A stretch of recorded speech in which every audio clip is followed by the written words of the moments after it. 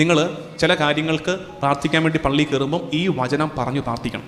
ഈ വചനം പറഞ്ഞ് പ്രാർത്ഥിക്കണം. അത് നമ്മുടെ തന്നെ കോൺഫിഡൻസ് ബിൽഡപ്പ് ചെയ്യും, നമ്മളെ തന്നെ ബലപ്പെടുത്തും. 2 ദിനവൃത്താന്തം 7:15 ഇവിടെ നിന്ന് ഉയരുന്ന പ്രാർത്ഥനകളുടെ നേർക്ക് എൻ്റെ കണ്ണും കാതും സദാ ജാഗരൂകമായിരിക്കും. ആ ഉറപ്പ് പോരെ. കർത്താവ് കേട്ടു, കർത്താവ് എൻ്റെ കണ്ണീര് കണ്ടു. ഉത്തരം കിട്ടുമല്ലയോ പോട്ടെ, ഐ ഡോണ്ട് കെയർ.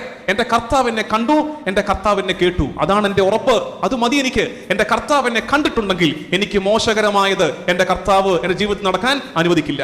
എൻ്റെ കണ്ണീര് എൻ്റെ കർത്താവ് കണ്ടിട്ടുണ്ടെങ്കിൽ എനിക്ക് മോശകരമായത് എൻ്റെ ജീവിതത്തിൽ നടക്കാൻ എൻ്റെ കർത്താവ് അനുവദിക്കില്ല. മതി. അപ്പോൾ പള്ളി കയറുമ്പോഴെല്ലാം നിങ്ങൾ ഇനിയാണെങ്കിലും ഡെയിലി ശീലിച്ചോ, ഈ വാക്യം കാണാപ്പാടം പഠിച്ചോ. ഓരോ തവണയും ദേവാലയത്തിന്റെ മുറ്റം കടന്ന് പടികൾ കയറി ദേവാലയത്തിലേക്ക് കയറുമ്പോഴേ പ്രാർത്ഥിക്കണം, എൻ്റെ ഈശോയെ. ദിനവൃത്താന്തം 2:7-15 ഇവിടെ നിന്നും ഉയരുന്ന പ്രാർത്ഥനകളുടെ നേർക്ക് എൻ്റെ കണ്ണും കാതും സദാ ജാഗരൂകമായിരിക്കും. ആ വചനത്തിൽ വിശ്വസിച്ച് പ്രാർത്ഥിച്ചോണം.